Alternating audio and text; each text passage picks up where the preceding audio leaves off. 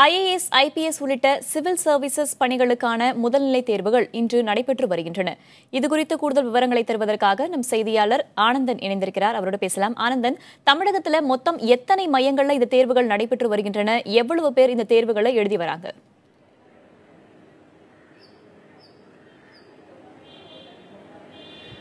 Vedavalli, IPS, IRS, IFS உள்ளிட்ட தேர்வுக்கான civil service தேர்வுக்கான முதுநிலை தேர்வு இன்று நடைபெறுகிறது. சுமார் இந்தியா முழுவதும் 10 லட்சத்துக்கு மேற்பட்டவர்கள் இதற்கான விண்ணப்பம் செய்து சுமார் 6,30,000 பேர் தேர்வு எழுதுகின்றனர். குறிப்பாக இந்தியா முழுவதுமே 74 நகரங்களில் இந்த தேர்வு நடைபெறுகிறது. தமிழகத்தை மட்டும் 5 நகரங்களில் தேர்வு நடைபெறுகிறது. குறிப்பாக சென்னை, மதுரை, கோவை, திருச்சி, வெள்ளூர் உள்ளிட்ட 5 நகரங்களில் இந்த தேர்வு நடைபெறுகிறது.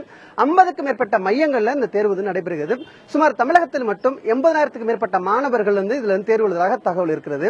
குறிப்பாக இந்த தேர்வுக்கான முடிவுகள் முதுநிலை தேர்வு இதற்கான முடிவு ஜூலை மாதம் 4வது வாரத்தில் வருவதற்கான வாய்ப்புகள் இருக்கிறது. அடுத்த கட்டமாக முதன்மை தேர்வு அக்டோபர் மாதம் 28ஆம் தேதி வருவதற்கான வாய்ப்புகள் இருக்குது. அதன் பிறகு நேர்முக தேர்வு நடைபெறும். அதன் பிறகு இறுதி முடிவு இந்த ஆண்டு மே மாதம் வருவதற்கான வாய்ப்புகள் இருக்குது. குறிப்பாக இந்த தேர்வு முதல் நாளான இன்று நடைபெறுகிறது. குறிப்பாக கரெக்டா 9:30 மணிக்கு தொடங்கி கிட்டத்தட்ட 11:30 மணி வரைக்கும் முதல் தாள் நடைபெறுகிறது. அதே போல பிற்பகல் 2:30 மணிக்கு தொடங்கி அதன் பிறகு 4:30 மணி வரை இந்த தேர்வு நடைபெறுகிறது. இந்த தேர்வுக்கான முழு பாதுகாப்புடன் இந்த தேர்வு நடைபெறுகிறது.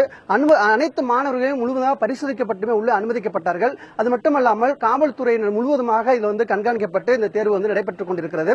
இந்த தேர்வை மட்டும் பார்த்தோம் என்றால் தமிழகத்தில் நடைபெறக்கூடிய தேர்வில் அனைத்துமே முழுவதுமாக தமிழகத்தை பொறுத்தவரை அனைத்து முழுவதுமாக பாதுகாப்போடு இந்த தேர்வு நடைபெற்றுக் கொண்டிருக்கிறது. வேதவள்ளி. ஆனந்தன், விரிவான தகவல்களை வழங்கியமைக்கு நன்றி.